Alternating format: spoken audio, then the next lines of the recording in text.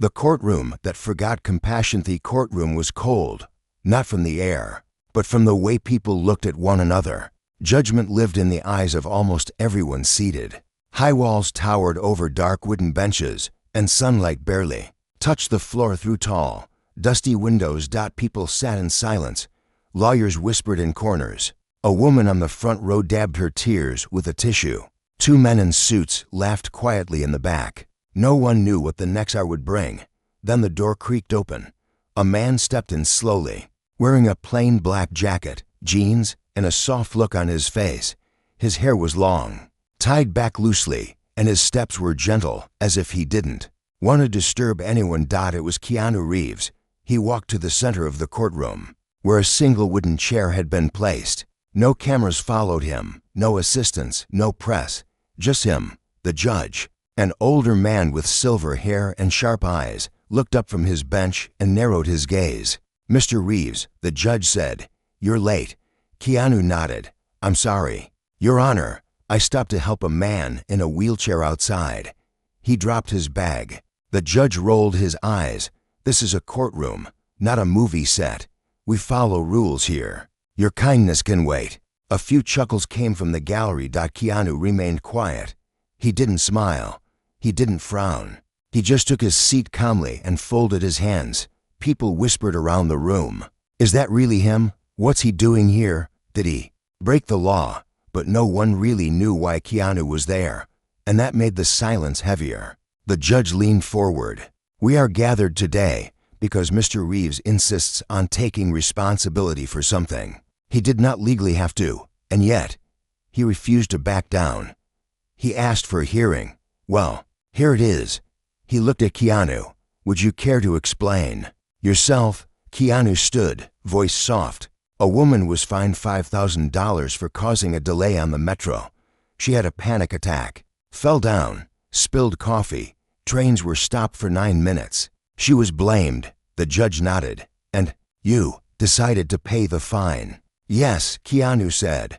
"But it wasn't your fault," the judge said, irritated. "I know," Keanu replied. "But it wasn't hers either." The courtroom went still. "She has no money," Keanu continued. "She works 2 jobs. She takes care of her brother who can't walk. She didn't ask for help. But when I saw what happened, I knew I couldn't just keep walking." The judge looked annoyed. "So you think paying her fine makes you a hero?" Keanu shook his head. "I don't want to be a hero. I just want to be decent." A young man near the back sat up straighter. He had never heard someone say that in a courtroom before. The judge smirked. "You want to be decent? You're a Hollywood millionaire. You could pay 100 fines like this and never feel it." Keanu nodded. "I could, but it's not about the money. It's about what we normalize. If we punish people for breaking down in public, we teach others to stay silent when they're hurting." The judge leaned back, clearly irritated. "And you think you're qualified to decide that?" Keanu stayed quiet for a long moment. Then he looked around the room. "I'm not here to argue with anyone," he said. "I just believe kindness should not need permission." The judge slammed his gavel. "This is not a place for emotional speeches, Mr. Reeves. This is law." Someone in the gallery whispered, "Then maybe law should listen." The judge snapped his eyes toward the crowd. "Who said that?" No one spoke. The judge stood. "We'll take a 10-minute break. When we return, I expect a proper explanation for why this man thinks he can challenge due process with charity." He stormed out through a side door. Keanu sat down again. Silence returned, until a woman slowly stood up from the front row. She was thin, shaking slightly. Her eyes were red from crying. "I'm the one," she said quietly. Everyone turned. "I'm the woman he's talking about." Keanu looked at her gently. "He doesn't know me. I didn't ask him to come, but when I collapsed on the train, he stayed. When others walked past, he knelt down. When I cried, he didn't film me. He held my hand." Her voice cracked. "No one had ever done that for me, ever." A man stood up next. "My son met Mr. Reeves when his bike was stolen. He gave him a new one, didn't tell anyone." A woman added, "He once paid for my groceries when I forgot my wallet at the store." A third voice said, "He spent an hour helping my grandma fix her front door when her lock broke." He didn't even say who he was. More and more people stood. The courtroom transformed. The whispers became a wave. Keanu looked down, humbled. Not proud, not embarrassed, just quietly overwhelmed. And behind the wooden door, the judge stood watching through the glass, his face unreadable. He stepped back inside. Court is now in session, he said. Then he paused. His eyes scanned the room, not for silence, but for something else. Truth. And what he saw was no longer just one man challenging a rule. He saw a room waking up. And the whole nation was about to hear it. A crack in the Gavelt judge sat stiffly in his chair, eyes narrowed at the crowd. Before him, the room that once obeyed every nod of his head now felt different. Something had shifted. The silence wasn't born of fear anymore. It was full of awareness, of unity, of truth. He cleared his throat and adjusted his robe. "Mr. Reeves," he said, "this court does not operate on feelings." Keanu stood slowly. "I understand that," he replied. "Then explain again." The judge snapped. "Why you chose to get involved in a case that had nothing to do with you." Keanu looked around the courtroom. His eyes were calm, his voice gentle. "Because it did have something to do with me," he said. "We all live in the same city, breathe the same air, ride the same train. When someone suffers, that becomes a shared space. If we pretend it's not ours to care about, the world gets colder." The judge leaned back. "So you're saying the law is cold?" he asked.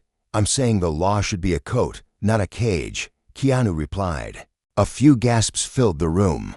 One woman wiped her eyes. The judge frowned. "This is a courtroom, not a poetry recital. It's also not a prison for compassion," Keanu said quietly. The judge's gavel hit the table hard. "Order," he said. But his voice didn't hold the same weight anymore. One of the court reporters, a young man named Jesse, typed slower now. His hands were shaking. He had worked in this courtroom for 3 years, heard hundreds of testimonies, but never felt anything like this. Jesse looked at Keanu and thought, "This man isn't just here for justice, he's here for healing." Outside the courthouse, news had started to spread. A small crowd had gathered by the steps. Someone had posted a photo online, a blurry shot of Keanu standing next to the woman he helped. Within hours, it had gone viral. Not because of celebrity gossip, but because people were stunned to see someone famous doing something most wouldn't, sitting quietly in a courtroom for a stranger. Reporters showed up. One of them, a woman named Danica, stood near the steps, phone in hand. She didn't yell, didn't rush inside. Instead, she watched the entrance and whispered to her cameraman, "Don't film unless he speaks." "This is different." Inside, the judge spoke again. "We are not here to make emotional decisions. We follow laws. And by law, the woman you chose to defend was fined properly." Keanu nodded. "I understand. But rules without reason become walls. The law isn't just paper. It's people." The judge scoffed. "You think one man standing here makes a difference?" Keanu looked directly at him. "No," he said. "I think one moment of courage does. And this might be that moment." A long pause filled the room. The woman Keanu had helped, her name was Marissa, stood once more. "Your Honor," she said, "I never asked for pity.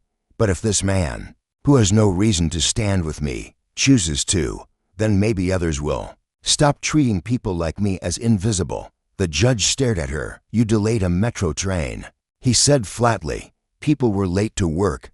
A pregnant woman missed her appointment. An elderly man was stuck standing for 9 minutes. Marissa trembled. "I know," she said softly. "I didn't mean to fall. I was dizzy. I couldn't breathe. But no one helped except him." Her voice cracked. "He picked up my groceries, found my phone, and sat with me on the floor until I stopped shaking. And he never once made me feel small." The judge grumbled. "That may be true, but this court cannot set precedent based on kindness."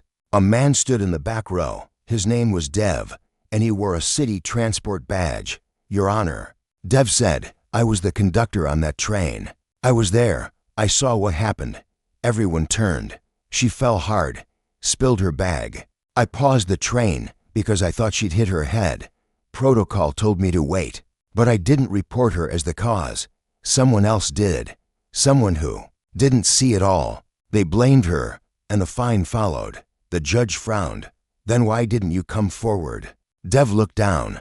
I didn't think anyone would listen. The judge slammed his palm on the bench. This is not how court works. You don't just walk in and change a ruling with words. Keanu stepped forward. Then what do we use to change a ruling? He asked. Is it power, money, position? His voice stayed soft. Because if the law cannot bend to truth, then it's only pretending to be justice. The judge's face turned red. His hand hovered over the gavel. Do you think you're above the court? He barked. No, Keanu said. I'm beneath it. I'm beneath the woman who fell. Beneath the man who stayed quiet. Beneath every person who sits in these benches wondering if someone will see them. He looked around the room. But if speaking from below helps someone rise, I'll stay here forever. The judge didn't move. The entire courtroom held its breath. For the first time in years, the judge didn't know what to say. He rose from his chair slowly. We'll resume tomorrow, he said. Court is adjourned. As he exited through the side door, his hand trembled slightly, and Keanu Reeves walked back to his seat, not as a celebrity, not as a defendant, but as a reminder that silence isn't always respect. Sometimes it's fear. And today, kindness spoke louder than the gavel. When truth speaks louder than titles. Next morning, the courthouse looked different. Not in shape or color. But in feeling. Dozens of people gathered outside, some holding signs that read things like kindness deserves a voice and compassion is not a crime. News vans lined the street. Reporters stood behind microphones. A soft tension hung in the air, not anger, but hope. Inside the courtroom, the wooden benches were packed. Keanu Reeves entered through the side hallway. He wore the same black jacket, jeans, and simple shoes. He didn't walk like someone famous. He walked like someone returning to something that mattered. Beside him was Marissa, the woman he had stood up for. She clutched a small notebook in her hands. Her hair was tied back, and her shoulders were straighter than the day before. The judge entered last. He looked tired. The room rose as he stepped behind the bench. He gave a slow nod and waved everyone to sit. Then he cleared his throat. Before we begin, he said, I want to remind this court that we are here to follow the law, not to make examples, not to create emotion, not to elevate any person. He looked at Keanu, including those who are already elevated by fame. Keanu didn't blink. He wasn't there to be liked. He was there because of something greater. Mr. Reeves, the judge continued, you may present your final remarks. I will then issue my ruling. Keanu stood slowly. Your Honor, he began. I've spent a lot of time around stories, in films, in books, but the real stories, the ones that matter, don't happen in perfect scenes. They happen on dirty subway floors, in emergency rooms, in courtrooms like this. His voice was soft but steady. Marissa didn't choose to fall. She didn't ask to be punished for a medical moment. She simply broke down in the wrong place, at the wrong time, and the system moved too quickly to see the truth. He paused.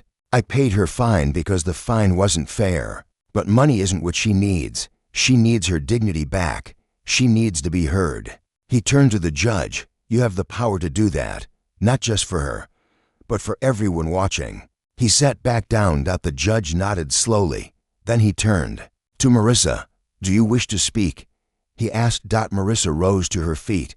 Her hands trembled, but her voice did not. Yes, Your Honor, she said.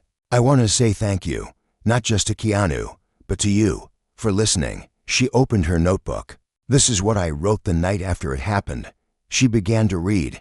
I don't remember the fall, only the cold floor. I remember people stepping over me, not out of cruelty, just in a rush. But then, someone sat beside me. Didn't ask for attention, just stayed. Her voice cracked. I want to be the kind of person who stays now. I want to be what he was to me. And that's only possible if people like you remind the world that moments like mine shouldn't be punished. They should be understood. She closed the notebook, sat down, and took a breath. The judge sat back. The room was still. He looked at his papers, then up at the crowd, then at Keanu. This is highly unusual, he said. A murmur rippled through the room. But justice does not always wear a uniform, he added. Sometimes it wears humility. It walks on tired feet. It shows up in silence. He turned to Marissa. Your fine is revoked. Your record is cleared. A loud gasp swept through the room. The judge raised his hand, however. He added, this court still has laws to follow. Mr. Reeves, you challenged procedure. You created a public spectacle. Keanu stood again. I understand. The judge looked at him. And yet, you reminded this court of something we forget too often. His voice softened. The law must serve people, not the other way around. He looked out over the courtroom. This hearing is concluded. Court is adjourned. He stood, gathered his papers, and walked off the bench slowly. But he didn't leave through the back. He walked straight toward Keanu. They stood face to face for a moment. The judge extended his hand. Thank you, he said quietly. Keanu shook it gently. For what? He asked. The judge looked down. For reminding me I still have something to learn. Outside, the media swarmed, but Keanu didn't stop to give interviews. He walked with Marissa down the steps and into the crowd. Someone shouted, Keanu, why did you do it? He paused. Looked up. And said, because one small act of kindness is still stronger than a room full of judgment. The crowd fell silent.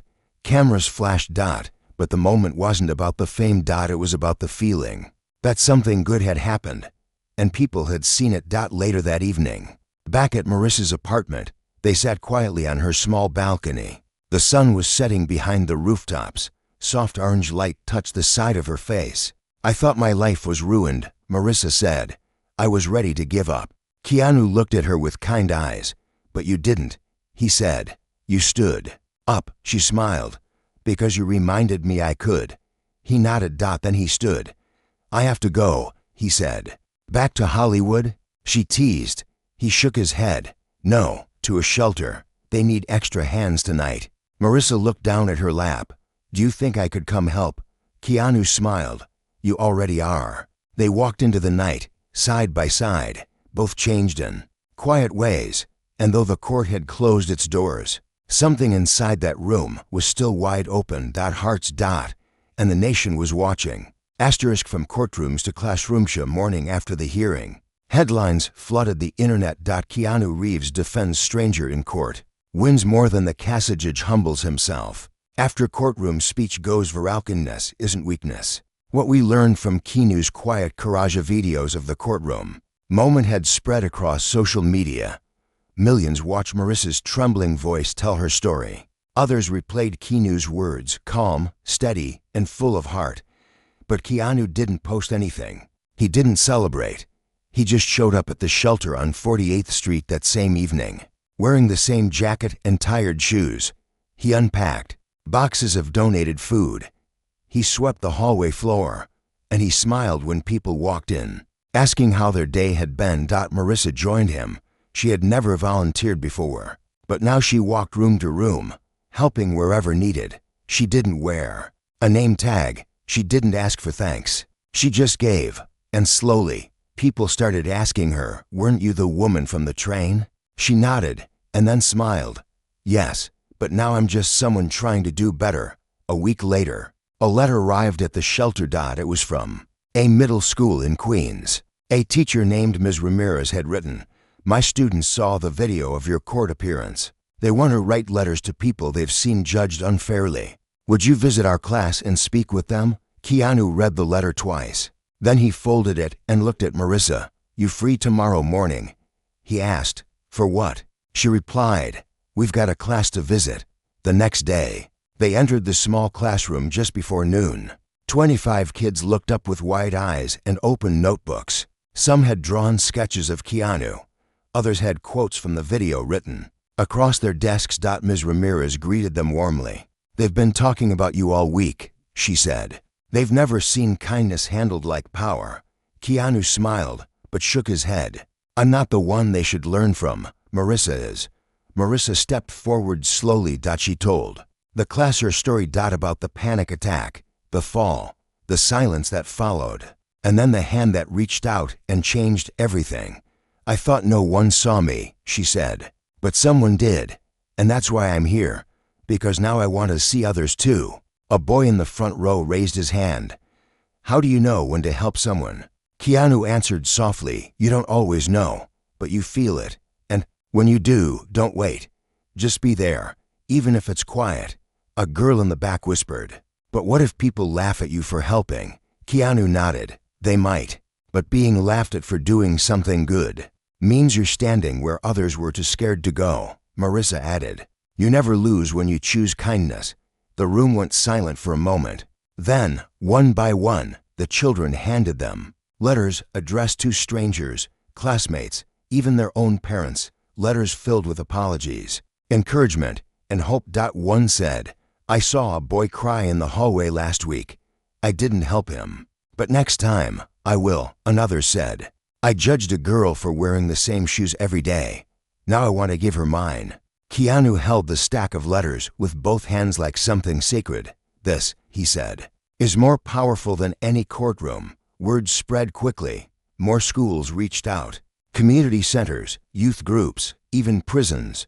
They all asked the same question, can you come tell your story? But Keanu kept saying the same thing, it's not my story, it's ours. Soon, a small movement began. People started using the phrase choose to stay. After Marissa's words about Keanu sitting beside her on the train when everyone else walked away, graffiti artists painted murals that said stay. With the hurting coffee shops left signs that read this is a safe place to fall apart in national talk. Show invited Keanu and Marissa to speak. They declined. Instead, they used the funds offered to build 5 quiet rooms in shelters across the city, private spaces where anyone could sit, breathe, cry, or just rest without being judged. No cameras, no hashtags, just quiet healing. Back at the courthouse, Judge Radcliffe, the same man who once mocked Keanu, began reviewing other cases differently. One day, he paused mid-trial and asked a woman, do you feel like you've been seen today? She burst into tears. He later told his clerk, that man walked into my courtroom and shook the dust off my soul. A month passed. Then too, Keanu and Marissa kept volunteering, kept walking into classrooms, kept choosing to stay. But one evening, Keanu received a letter that stopped him cold. It came in a plain white envelope. Inside was a single sheet of paper with childlike handwriting. My dad says being kind doesn't matter in real life, but I saw your video, and now I think maybe kindness is the only thing that does. Keanu read the note 3 times. Then, without a word, he folded it and placed it in his coat pocket. And that night, he stood alone outside the shelter, eyes closed, snow falling lightly on his shoulders, not because he was sad, but because he realized something deep. This wasn't just about a courtroom anymore. This was about the world remembering what it meant to care, and it was only the beginning. When a whisper becomes a wave. The city had changed. Not all at once, not in loud ways, but quietly. A cashier now smiled at customers who looked nervous. A teacher paused longer when a student didn't answer. Strangers made eye contact again. People remembered how to see each other. And it all started from one moment. In one courtroom. Keanu Reeves never asked for the spotlight, but the world had placed it on him anyway. Not for a movie. Not for an award, but for choosing to sit beside a stranger when it mattered most. And now, others were sitting in a small park on the east side. A group of teenagers sat around a folding table. Their shirts said choose to stay in faded blue letters. They handed out sandwiches and socks to anyone who walked by. One of them, a boy named Yelen, was once arrested for shoplifting. He now ran a local kindness chapter in his neighborhood. I saw that court video, Yelen said, and something in me changed. I realized I didn't have to fight to be seen. I could start seeing others first. His voice reached more people than he knew, because Yolen's story was picked up by a local news outlet, and soon, dozens more youth groups began popping up in cities across the country, all using the same phrase. Choose to stay. Keanu didn't lead these groups. He never spoke at their meetings, but he showed up quietly. He brought food. He listened. And when someone asked him, how do you keep doing this when the world is so broken? He would smile and say, because that's exactly when it matters most. Back in the shelter, Marissa found herself in a new role. She was now managing the intake desk. The first person people saw when they walked in. Her soft voice and steady presence became the thing guests looked forward to. She no longer felt like the woman who fell on the train. She felt like the woman who stood up. One afternoon, an older man named Tom came in with shaking hands and bruises on his face. "I don't belong here," he whispered. Marissa reached across the desk. "You belong," she said. "Especially here." He cried for 5 minutes without saying a word, and Marissa just stayed. That moment would lead Tom to recovery, to work, and later, to becoming a counselor for others. His journey would never make the news, but it changed lives just the same. A documentary. Filmmaker reached out to Keanu. "I want to tell your story," the man said. "I want to show the world how one act of kindness started something no one expected." Keanu politely declined. "The story isn't about me," he said. "It's about who you become after someone chooses to stay," the filmmaker thought. For a long time. Then he made the documentary anyway, but titled it after kindness. It featured stories of people who had been helped, not by heroes, but by neighbors, by friends, by strangers who showed up. The film premiered quietly at a small festival. And then something incredible happened. One scene showed a letter written by a child, the same one Keanu had carried in his coat pocket. When that scene played, the audience sat still, eyes wet, hearts open. And when the lights came on, no one stood up for a long time. It was like everyone needed to just feel what they'd forgotten. Judge Radcliffe watched the film alone in his office. When it ended, he looked out his window for over an hour. Then he picked up a pen and wrote something on courthouse letterhead. "To whoever reads this, I once believed justice lived only in law. I now know it must also live in love." He folded the letter and placed it in the courthouse library between 2 heavy legal volumes. No one would find it easily, but maybe someone would, and maybe that would be enough. Keanu and Marissa were invited to speak at a national compassion summit. They agreed, but when the night came, Keanu stood on stage and said only one thing: "We are not here to be celebrated. We are here to remember." He looked at Marissa. "Remember the feeling of falling and the miracle of someone staying." They received a standing ovation. Not for fame, not for flair, but because everyone in that room had once needed someone too, and now they wanted to be that person for someone else. As the year ended, the Choose to Stay movement had touched more than 100 cities. Schools added it to their curriculum. Shelters printed it on the walls. People wore it on their shirts, wrote it on signs, and whispered it to friends. Not because it was trendy, but because it was true. And through it all, Keanu remained the same. Quiet. Present. Compassionate. He was often seen sweeping shelter floors, pushing grocery carts for the elderly, answering letters from children. One boy wrote, "I was going to give up, but then I saw what you did. Now I want to become a lawyer who listens." Another wrote, "I fell in school. No one helped. I remembered you, so now I help others." Keanu kept every letter. He never posted them. He just read them slowly, folded them gently, and carried them in his coat pocket, the same coat he wore the day he walked into that courtroom. Because that day didn't end there. It echoed. And it still echoes. The day the nation stood still, morning was quiet, colder than usual. Soft frost coated the windows of cafes and homes across the city. Steam rose from manholes. The streets were slower, not because of traffic, but because people walked with more awareness now. They looked around. They noticed things. They noticed each other. The Choose to Stay movement had grown far beyond what anyone imagined. It was no longer just a phrase. It was a mindset. It was written on subway walls and taped inside locker doors. It was whispered between parents and children. It was the reason someone waited at a bus stop an extra 5 minutes, just to make sure a stranger was okay. But none of it had a leader. Not in the traditional sense. Because kindness doesn't ask for applause. It only asks for courage. Keanu Reeves was invited to receive a National Humanitarian Award.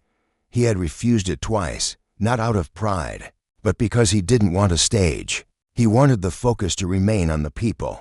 But the organizers sent a letter, not with flattery, but with truth. The letter said, "We want to honor the impact of staying when others walk away. And if you won't accept the award for yourself, accept it for the ones who still believe they are invisible. Keanu read the letter in silence. Then he packed a small bag, wore his old coat, and traveled by train. Just like the one Marissa fell on. The ceremony was held at a large hall in Washington, D.C. The room was filled with people from all over the country. Students, teachers, janitors, nurses, lawyers, volunteers, judges, and even former inmates who had been changed by acts of unexpected kindness. Marissa sat in the front row. Beside her was Judge Radcliffe, now retired. They hadn't spoken much since the day in court. But tonight, they sat side by side, both changed by the same ripple. When Keanu walked onto the stage, the room stood quietly, not clapping. Just standing. Waiting. Honoring. Keanu stood at the microphone for a moment, looking out over the crowd. Then he said, "This isn't mine." He held up the award. "This belongs to the woman who stood back up." He pointed to Marissa. "It belongs to the man who told the truth from the back row." He nodded toward Dev, the train conductor, who now ran a support program for transport workers suffering from burnout. "It belongs to the kid who wrote a letter instead of keeping quiet." He pulled out a folded paper from his pocket, the child's note he had carried for over a year. And then he said something that no one forgot. "One act of kindness won't change the whole world, but it can change someone's whole world. And that's enough." The crowd rose again. This time, they clapped. Not out of obligation, but out of knowing. After the ceremony, Marissa and Keanu sat on the steps outside. No cameras. No microphones. Just the night sky and the sound of cars passing in the distance. "Do you ever think about that day?" Marissa asked. "Every time I see a train," Keanu replied. "Do you think you were meant to be there?" She whispered. He paused. Then said, "Maybe. Or maybe I just didn't look away when it mattered." She nodded slowly. Then leaned her head on his shoulder.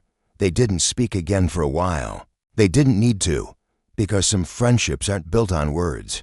They're built on the moments that hold us up when everything else breaks. Months later, a school in a small town held a kindness fair. One child dressed up as Keanu Reeves, not with a movie costume, but with a hoodie and a cardboard train floor. He held a sign that said, "I stayed." His classmates clapped for him the loudest. That video went viral to but Keanu never commented. Never reposted. He just smiled when someone showed it to him. At the shelter one evening while he was restocking canned food, they got the code right. He said and went back to sorting soup. One night, Marissa opened her mailbox to find a plain envelope with no return address. Inside was a photo. It was the courtroom, but the benches were empty. Only one person sat in the middle row. Keanu. Beneath the photo, someone had written, asterisk, "He stayed. Now we stay." She held the photo to her chest and closed her eyes, because she knew what it meant. This movement wasn't fading. It was growing. Quietly. Deeply. Permanently. And as the years passed, people continued the work, not because it was easy, not because it made headlines, but because it mattered. Because one man saw a woman fall and chose to stay. Because one judge found the courage to change. Because one city remembered what it meant to care. And because one nation stood still long enough to feel it. And that made all the difference.